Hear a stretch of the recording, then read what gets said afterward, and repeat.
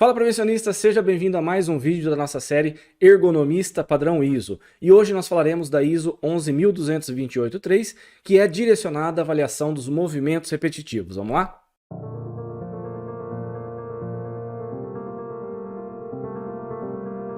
A avaliação da repetitividade é muito importante principalmente para aquelas empresas que trabalham com linhas de produção, aquelas empresas que têm produção em massa. O trabalho repetitivo ainda é muito comum na indústria e ele segue muito dos padrões lá de muitos anos, né, que foram criados lá por Taylor, por Ford, né, o princípio da produção em massa. E nós encontramos isso em grande parte da indústria, tá? Seja em montadoras, seja em abatedouros e as mais diversas atividades, tá?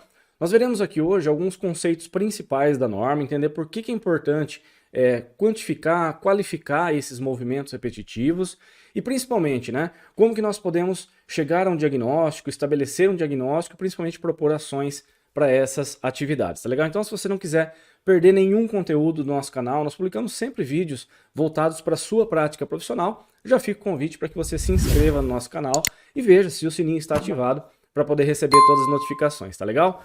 Bom, o que vem a ser, né, tarefa repetitiva de acordo com a ISO? É uma tarefa caracterizada por ciclos repetidos de trabalho. E eu já vou juntar com o segundo conceito, que é de ciclo de trabalho. Para que nós façamos uma avaliação adequada da repetitividade, né, dos movimentos repetitivos, é importante que você tenha uma observação, que você faça, né, uma observação e acompanhe todo o ciclo de trabalho das pessoas.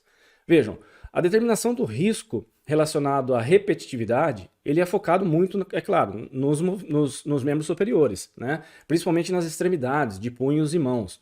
Mas o fato é que não só a repetição de movimentos é preciso que você tenha cuidado na hora de identificar, mas também todos os fatores que acontecem em conjunto, né? A aplicação de forças, as posturas e assim por diante.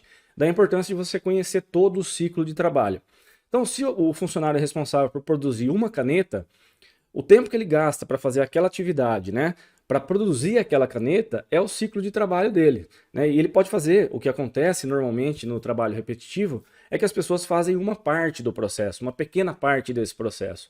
Um exemplo disso, nós podemos encontrar facilmente nos abatedouros de frango, né? Em que um funcionário faz o corte da coxa do frango, o outro faz o corte do peito, o outro faz o corte da asa. Então, o momento em que ele toca o frango, faz todo o processo e vai iniciar um novo frango, esse é o ciclo de trabalho. Então é importante delimitar tudo que ele faz, né, nesse período de trabalho, nesse ciclo, né, o próprio nome já diz, e depois para que a gente possa quantificar os tempos necessários para isso. Seja executando as suas tarefas, seja esperando, né, um produto que está chegando, né, pela linha, ou seja, contabilizando as pausas, né, os momentos em que ele não está realizando aquela atividade repetitiva. Tudo isso é importante para nós determinarmos o risco, né, relacionado a esse fator, que é essa variável que é muito encontrada no ambiente de trabalho. Então, por consequência, o tempo de ciclo, que normalmente é medido em segundos, ele é o tempo necessário para que o funcionário faça todo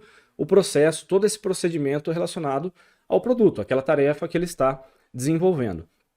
Existem algumas formas, né, para se fazer isso. Você pode fazer uma observação direta, cronometrar lá no ambiente de trabalho, mas eu aconselho fortemente que você faça filmagens, tá? E você use um software para fazer essa avaliação. Porque muitas vezes o ciclo de trabalho ele é muito rápido, ou ele pode ser muito variável. E aí você precisa voltar, contabilizar certinho para que você tenha uma exposição ou uma caracterização adequada da exposição das pessoas. Por isso eu aconselho, né, nós já temos um vídeo aqui mostrando como funciona o software Kinovia, né, ou Kinovia, que é gratuito e você pode baixar, é muito fácil e muito simples de utilizar, mas é muito bom. Eu vou deixar no card aqui o vídeo para que você possa assistir logo depois desse aqui, tá? Nós ensinamos tudo como fazer a avaliação do tempo de ciclo e também a avaliação das posturas, tá legal? Continuando, uma outra questão muito importante é você determinar as ações técnicas. E as ações técnicas, elas são, a grosso modo, seria todos os movimentos, todas as ações que as pessoas realizam durante aquela atividade. Então, se eu tenho que pegar um objeto, esse ato de pegar um objeto é uma ação técnica. O ato de posicioná-lo na bancada é uma outra ação técnica. Segurar o frango é uma ação técnica, cortar o frango é uma outra ação técnica, tá? É importante que nós, para atender o que a ISO pede, que nós possamos quantificar dessa forma. Todas as ações técnicas, elas serão contabilizadas e elas serão observadas dentro desse ciclo de trabalho. E aí nós teremos um quantitativo. Esse quantitativo estará diretamente relacionado ao grau de risco que nós veremos lá no final da nossa avaliação. Então é importante que essas ações técnicas elas sejam bem delimitadas, né? Que você faça isso, inclusive, de forma distinta para o membro superior direito e para o membro superior esquerdo, porque muitas vezes a exposição ou o grau de risco ele é diferente para ambos os membros. Com raras exceções, nós temos atividades que são bimanuais ou elas são exatamente iguais. Normalmente, enquanto a mão esquerda está segurando, por exemplo, a mão direita está realizando uma montagem. Ou vice-versa, né? Você faz a pega com as duas mãos, mas necessariamente faz a montagem com uma delas. Então é importante que nós façamos essa separação, né? Avaliar a mão esquerda e a mão direita, né? Ou o membro superior esquerdo e direito de forma separada, tá bom? E a frequência, né, que seria o número de ações técnicas, então, uma vez que você identificou o que acontece, nós devemos também avaliar quantas vezes isso acontece dentro do período de 1 minuto. Na ferramenta, né, por exemplo, nós vamos quantificar, mesmo que o ciclo seja muito curto, um ciclo de 1 segundo, 2 segundos, né, que é muito rápido. Muitas vezes a pessoa faz uma ou duas ações técnicas dentro desse ciclo. E depois nós vamos extrapolar essa avaliação, né, essa observação, para ver dentro de 1 minuto, por exemplo, quantas ações técnicas são desenvolvidas. Isso é importante para que nós tenhamos um padrão, né, dentro do nosso sistema de avaliação. As ações técnicas, né, ou o quantitativo das ações técnicas, elas impactam de forma significativa na sua avaliação de risco. Por isso, como eu já mencionei, vale a pena gastar um tempo para determinar exatamente quais são as ações técnicas e mais ainda, tá? Se elas são ações técnicas dinâmicas, né, relacionadas à movimentação, ou se elas são ações técnicas estáticas, aquela, por exemplo, de você segurar um objeto durante a operação. A ação técnica estática, ela tem um peso diferente da avaliação técnica dinâmica dentro da nossa metodologia de avaliação, tá legal? Bom, continuando aqui, não só em relação aos movimentos, né, às sobrecargas, que nós devemos ter atenção, mas também aos tempos de recuperação. Praticamente todas as ISOs, elas trazem esse conceito de tempo de recuperação. E diferente do que alguns profissionais imaginam, o tempo de recuperação não é somente as pausas, né? Na verdade, não são somente as pausas que acontecem ao longo do trabalho. Se eu estou avaliando o movimento repetitivo, em todo momento em que não há movimento repetitivo, que as pessoas estão realizando outras tarefas, isso é encarado como tempo de recuperação. Vou dar um exemplo para vocês, né? Suponha que a pessoa, na parte da manhã, ela faça a embalagem de determinado produto, e essa atividade é repetitiva. Então, de repente, você tem lá, durante a manhã, 4 horas de exposição. Mas no período da tarde, ela vai fazer uma atividade de manutenção, uma inspeção, um controle, e que não se caracteriza como atividade repetitiva. Esse período em que ela está fazendo outras tarefas é considerado um tempo de recuperação. Então nós temos os tempos dentro do ciclo, que serão contabilizados na nossa avaliação da repetitividade, e esses tempos de recuperação são todas aquelas atividades que não são caracterizadas como repetitivas, tá? Isso é muito importante para que nós possamos determinar a exposição corretamente, para que nós possamos programar as nossas pausas, identificar se o tempo de pausa existente ele é suficiente para poder reduzir aquela gradação de risco, né? Se ele é suficiente para poder reduzir, por exemplo, a exposição, e dessa forma nós temos uma avaliação mais precisa, tá legal?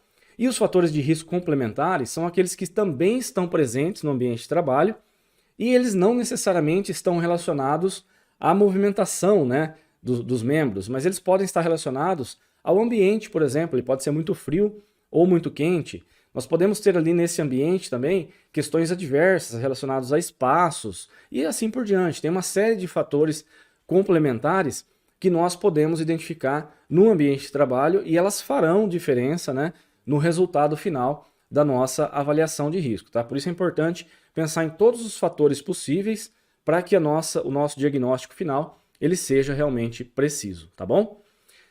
O fluxo, né, para avaliação também é semelhante ao que nós já mostramos aqui em outras ISOs, né? A primeira coisa é fazer a identificação do perigo, né? A norma até traz como identificação do risco, mas seria, primeira coisa, caracterizar a existência do trabalho repetitivo. Uma vez que existe o trabalho repetitivo, E aqui, principalmente, o trabalho que seja a partir ou acima de 1 hora de exposição diária. A norma até tem um ponto em que ela diz, né, que toda movimentação que é abaixo de 1 hora, ela traz um risco muito baixo. Você pode até quantificar, mas o risco já será muito baixo. Então, a primeira coisa é identificar, existe o trabalho repetitivo.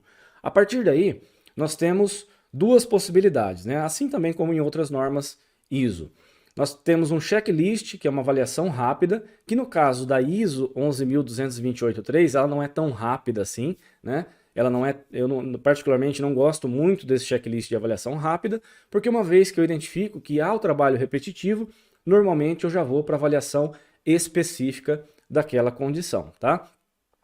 A norma, ela traz como método principal de avaliação a metodologia OCRA, né, o checklist OCRA, mas ela também permite o uso de outras ferramentas, né? Ela cita ali várias outras ferramentas, não trazendo a metodologia em si, mas ela cita outras ferramentas como Murigarg, como Hall TLV, que podem ser aplicadas também para avaliação do risco relacionado à repetitividade, tá? Mas então basicamente o fluxo é o mesmo de outras ISOs, né? Nós vamos identificar o perigo, então primeira coisa, existe o fator de risco, ele está presente no ambiente de trabalho, e aí as duas formas, né? Um checklist de avaliação rápida ou avaliação específica com o método OCRA principalmente, mas também com outras ferramentas, tá?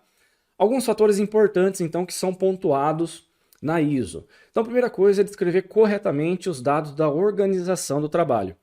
Fundamental que você identifique o horário que as pessoas entram, o horário que elas saem, todas as pausas que acontecem, a jornada efetiva de trabalho e principalmente a jornada efetiva no trabalho repetitivo, né? Contabilizando todas essas questões. Ele fica o dia inteiro no trabalho repetitivo, ele faz 2 horas por dia, ele faz 2 horas de manhã e 2 horas à tarde, então é importante colocar isso tudo de uma forma adequada e principalmente aqui, fazer uma boa avaliação dos tempos de ciclo, porque aí nós vamos ter uma comparação entre a nossa observação e tudo aquilo que aconteceu ao longo do dia, que nós teremos a avaliação da cadência do trabalho. E nós vamos comparar essas duas questões. Então vamos supor que a pessoa produziu, em um dia, a meta dela é produzir 2.000 peças, tá?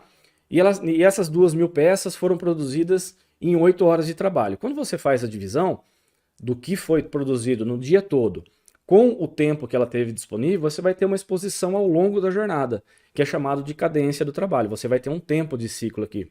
E aí você faz uma observação, e aí depende, né, do tempo que você precisa para fazer essa observação. Ciclos muito rápidos, você rapidamente consegue coletar várias observações.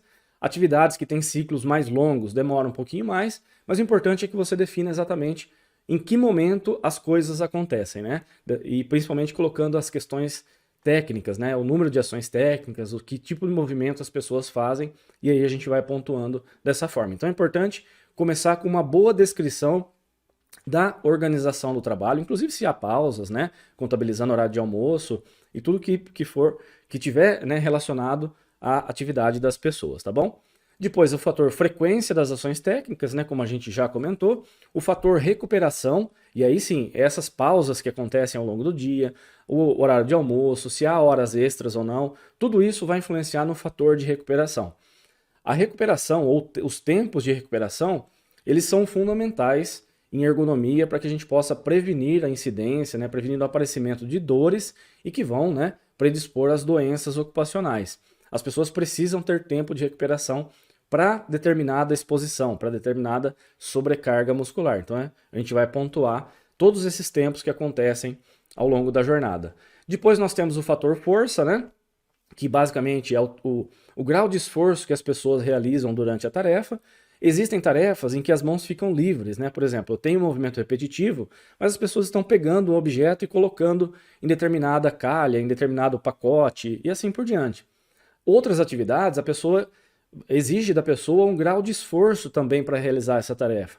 Então, por exemplo, quando nós falamos do frigorífico, as pessoas quando vão realizar o corte de determinada carne, por exemplo, determinado produto, existe um grau de esforço sendo ali aplicado para poder realizar aquela atividade. Então, o grau de esforço nós vamos avaliar junto aos trabalhadores para ver se eles vão relatar que isso é leve, se é muito leve, se é moderado, se é um grau de esforço muito alto. Isso impacta bastante na nossa avaliação. Depois, nós temos o fator postura, né? E nós vamos avaliar aqui toda a postura de membros superiores, o posicionamento em que os ombros ficam durante a atividade, os cotovelos e principalmente as mãos e punhos, se há desvios, né? Porque é uma coisa que também vai refletir ou vai ter a possibilidade de refletir em dores e também desconforto por parte dos trabalhadores. Se eu tenho que realizar uma atividade repetitiva, mas eu faço uma elevação constante do ombro, eu vou exigir um esforço adicional. Se eu tenho que realizar um desvio de punho, isso também vai exigir um esforço adicional durante a minha atividade de trabalho, tá bom? Depois pontuar os fatores de risco complementares, né, em relação ao ambiente, às condições de trabalho, e aí nós temos um fator de correção que a fórmula nos permite colocar em relação a essas exposições, né, da jornada de trabalho e em relação aos fatores de recuperação, nós vamos ter um fator de correção só para que o método nós possamos calcular adequadamente o risco relacionado a essa atividade, tá? Uma vez que a gente consegue visualizar, a coleta de dados é muito importante, né? Preencher planilha, eu sempre digo para os alunos, preencher planilha é fácil. É importante que você entenda esses fatores, né? Como eles se apresentam, de que forma nós devemos preenchê-los, e aí é muito fácil a gente chegar à avaliação de risco, tá? Só para a gente finalizar, eu queria dar um destaque especial para as ações técnicas, né?